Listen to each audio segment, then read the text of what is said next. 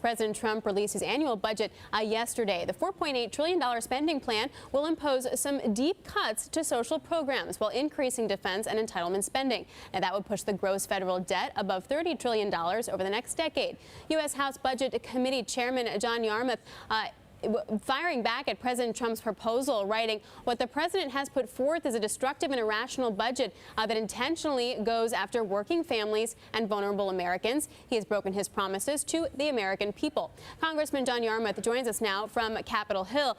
Congressman, great to talk to you. Thank you very much. So if that's how you feel about the budget, what's your solution? Well, a question, what's the problem? Right now we have two problems. We do have a deficit problem. It's getting worse. We're now running $1 trillion a year plus deficit, which is a very significant increase since Donald Trump's been in office. But we also have a deficit in the country. We have an infrastructure deficit. We have an education deficit.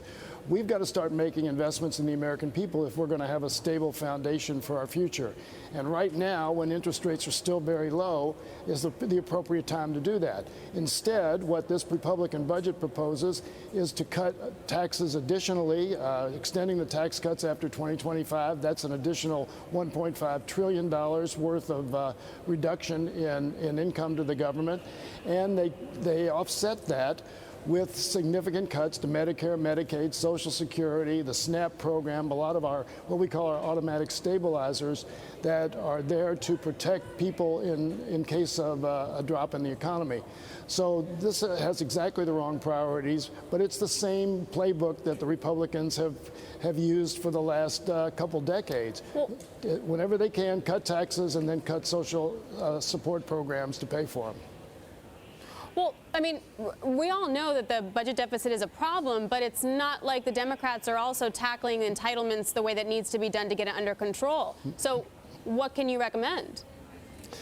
Well, actually, one of the things we've been working on is some very significant initiatives to cut prescription drug prices. That's one of the biggest driver of our health care costs and therefore of our Medicare and Medicaid expenditures. We would love to get cooperation out of Republicans in Congress and the administration to work on that with us. We've passed legislation already, H.R. 3, which we think would go a long way. We're working on more, but we need to have a bipartisan effort to get a handle on this. I read the other day where the Utah state employees now are sent to Mexico on the state's dime. They're paying for their plane tickets and giving them $500 to go buy their medications in Mexico. That's absurd in this country, and there are some steps we know we can take to make a difference in that area. The other problems are, though, Alex, we've got an aging population. 10,000 people a day are turning 65.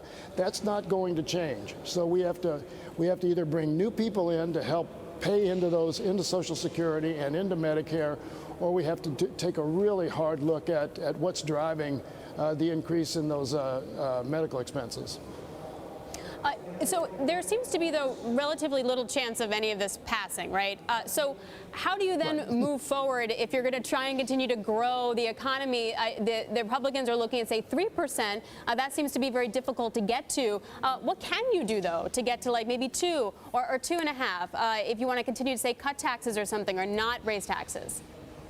We have had a number of economists before the Budget Committee who have talked about this very thing, and one of the biggest problems we have right now is we don't have enough people in the country.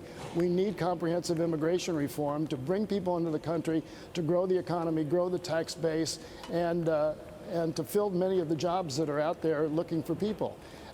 There's really no answer to that unless everybody's going to become a lot more fertile very quickly. But we can do it with comprehensive immigration reform, and we must. That's really the only immediate thing I think we can do to stimulate growth in the economy.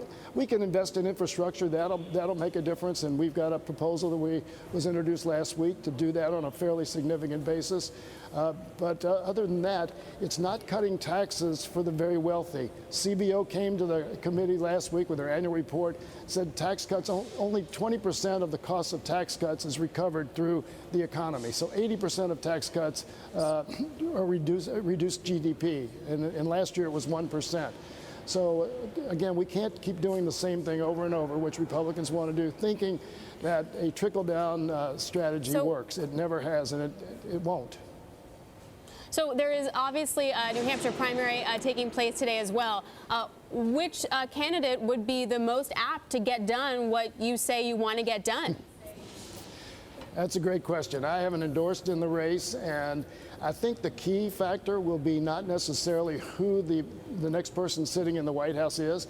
It's what kind of Congress he or she has, and I think that's really what we have to focus on. Who can not only win the White House, but also can carry people into the Senate as well and preserve our majority in the House, because otherwise, whether it's Bernie Sanders or Joe Biden or any of the others, they're not going to be able to get an agenda through.